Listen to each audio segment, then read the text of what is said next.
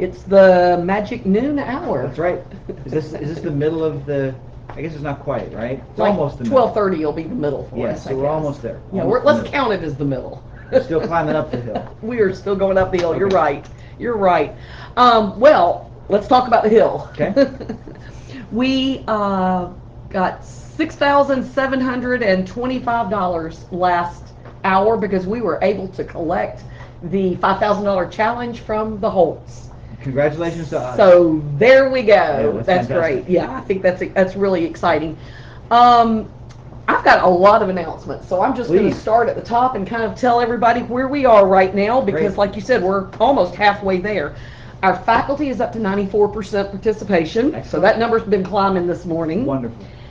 We understand that Tara Lockett, Matt Farnell, and Kim Dolbear have challenged the 7th grade class of 2027. If they come in at 100%, then those three are going to provide a pizza party for the students one Who day. doesn't like pizza? Yeah, I think that's going to be great. I'll be anxious if that's the first to see. That's the first class that gets to 100%. That's going to be really exciting. That'd be great. We had Cindy Miller, Lydia Edmonds, and Leanna Ott all give in the last hour, and they each received the milkshakes for two from Big Time Diner. So thanks, Big Time Diner, for those. They have the best milkshakes in town. That's what I hear. Told you about the $500 match from the Holtz. We had Ginger Golson, who just earned breakfast for two at Dick Russell's for her nice little contribution that she gave to us. Great. We have 3 students of our current students that have come in and donated. Fantastic. And so we gave them some Dunkin' Donuts from this morning and let them pick a Whataburger card if they wanted it. So, but it's really nice to see our current students coming in. That's great. Elizabeth Hill got the $40 gift card for Firehouse because of their generous donation that they gave us. We actually have a $25 Jason's Deli gift card for the next $250 gift that comes in. Great. So we've had a lot of support from our area restaurants for this. And our area delis and sandwich makers. Right, Yeah. right. That seems to be what it is. So anyway, that's been great. The Graftons and the Holtz will both get one of those prints that we were talking about, the Terrific. 60th tradition prints that are going to be signed and numbered by the artist. Anybody that gives a gift of $1,000 or more is going to get one of those limited signed and numbered prints. I'm telling you, when folks see those, they're going to be impressed. I think it's maybe really something. Maybe next hour we'll give them a sneak peek and let them look at it because it's a really nice piece of art. I think that's all of the specifics. That's all the housekeeping, and our guest is here, so I think I'm going to scoot out. Terrific. Let her come in and talk to you, and I'm anxious to see what this next hour holds. I'm going to go get that piece of artwork so we can show people. Fantastic. All right, see you in Thank a few you, minutes.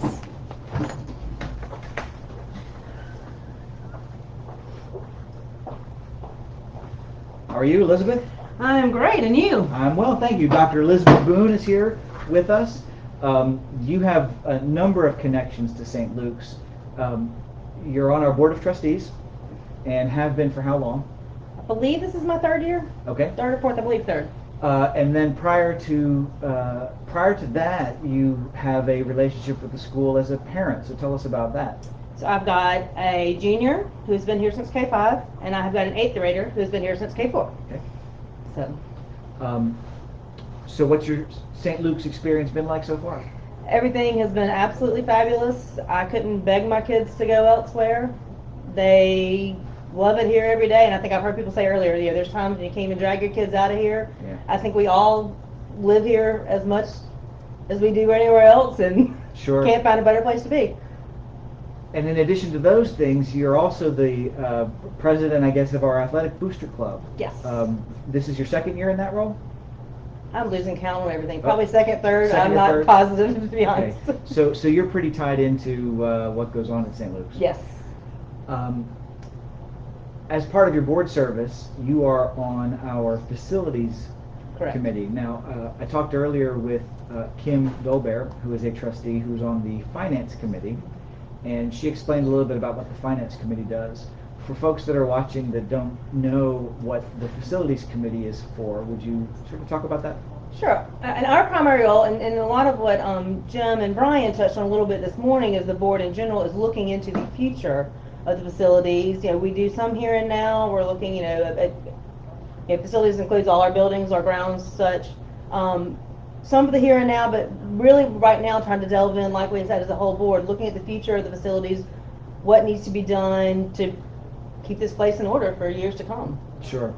And there are some unique challenges, I think, with the facilities, for the facilities committee at St. Luke's. There's 2 campuses, right, which creates some interesting challenges, right?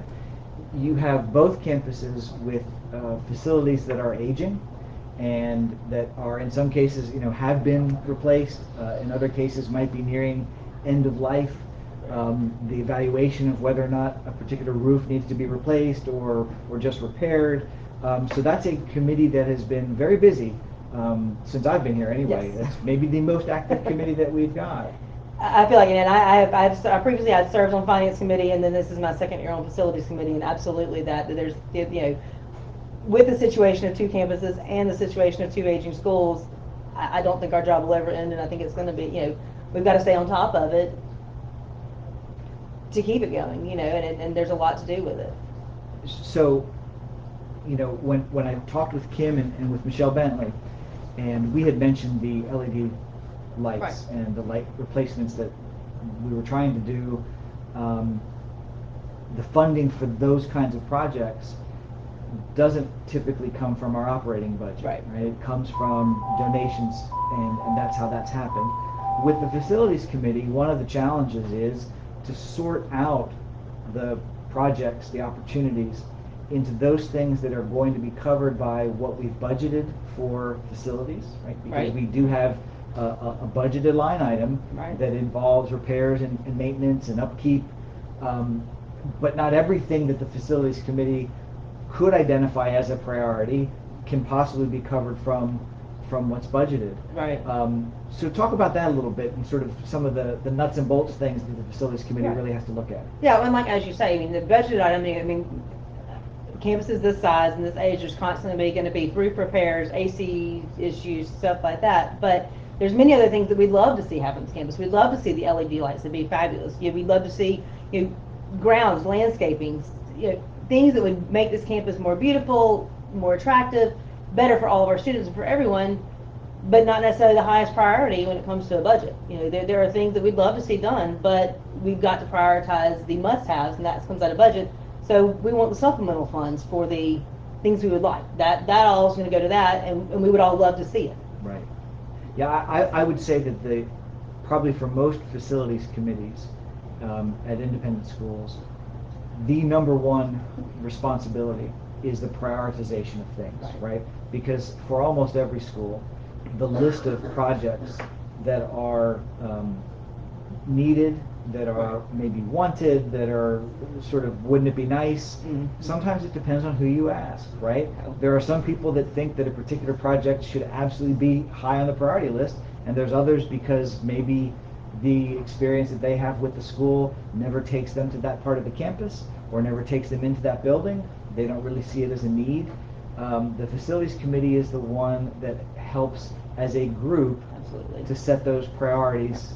Well, and that and people like and don't like committees, but that's what they're there for. That way you have the multiple perspectives, and that's what we all of us on that committee have different perspectives and different ways of looking at things. Therefore, what I think is a priority, you may point out and say, hang on, I get it, but think about it from this way. And that's where it takes boards, committees, all that. It takes a group of us to say, let's all look at different people's perspectives, and then sometimes you say, I didn't think about that part. Right. I would like to see that, but that may be more of a priority. So I'm going to ask you a question, and the purpose of the question is twofold. Okay. The first purpose is to hear your answer to the question. The second is to potentially manifest this into being, and you never know who's watching or who might be listening or who this might get forwarded to, okay? So let's suppose that someone stepped forward and wrote us a check for $1 million and said, I would like this to be used exclusively for facilities. And I would like Elizabeth Boone to be the one that decides what it gets used for. where's that $1 million going to go? Ooh. If it's all about facilities.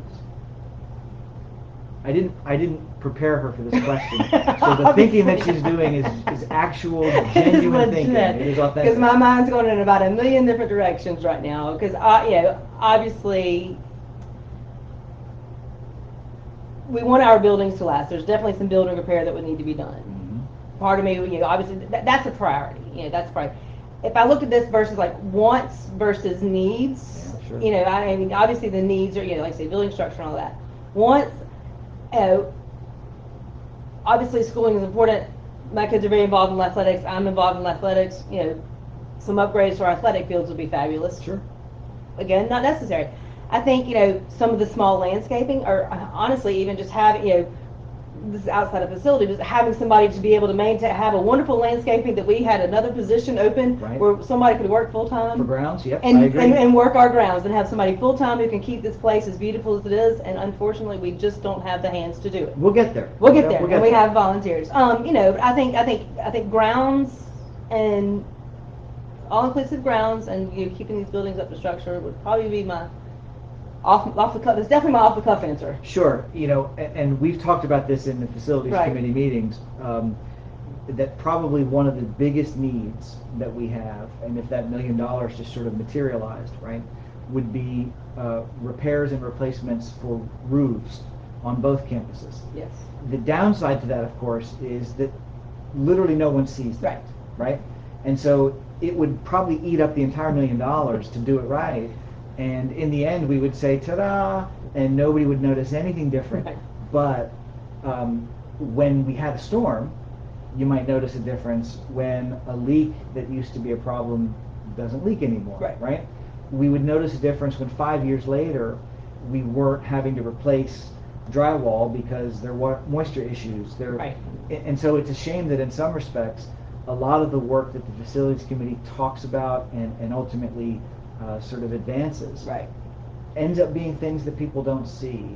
And yet if the committee didn't do its work and didn't do its work the right way, we would have problems. Absolutely. But the front door would be painted all the time, right? That's not unimportant, but it can't always be the priority. Right, absolutely. So it's a thankless task, really, to be on that committee because you're just not going to be able to get all of it prioritized and all of it taken care of, and everybody's got different ideas, and Yeah, everybody's got different ideas and lets you know and people to understand that we do the best we can and have to prioritize, and sometimes your priority isn't what is the school's priority, and we're doing the best we can to get everybody's priorities done. Right. Yeah. So here's the question. I ask this of everyone. I'll ask this of you now. What is the best thing about St. Luke's? I'm probably going to give the same answer that I bet a lot of people have, and it's the cliche answer, but it is so true and legitimate. It's why you'll hear it multiple times today. It's the family. This St. Luke's family is so much a part of my family's life, my kids, our personal life, inside and outside of the school. My kids' bonds, my family bonds, my friendships have formed in recent years. My kids' growing years are formed out of the school, and it is a family. I tell people all the time, you walk in this family, you see all types of people, but they're all one here. There's not a judgment. Everybody is welcomed in, and you're all one. It's all family. So you're not wrong that I hear that answer a lot. I mean, and it probably is close to 98% of the time. But I think that majority view, that overwhelming majority view in response to that question speaks to a real strength of St. Luke's. And a challenge for us, for me certainly as the head, is to figure out how do we preserve that, right? How do we protect that going forward? Because there's lots of places that work really hard to try to get to that point. And St. Luke's, whether it's intentional or whether it was just sort of accidental, right? We're there.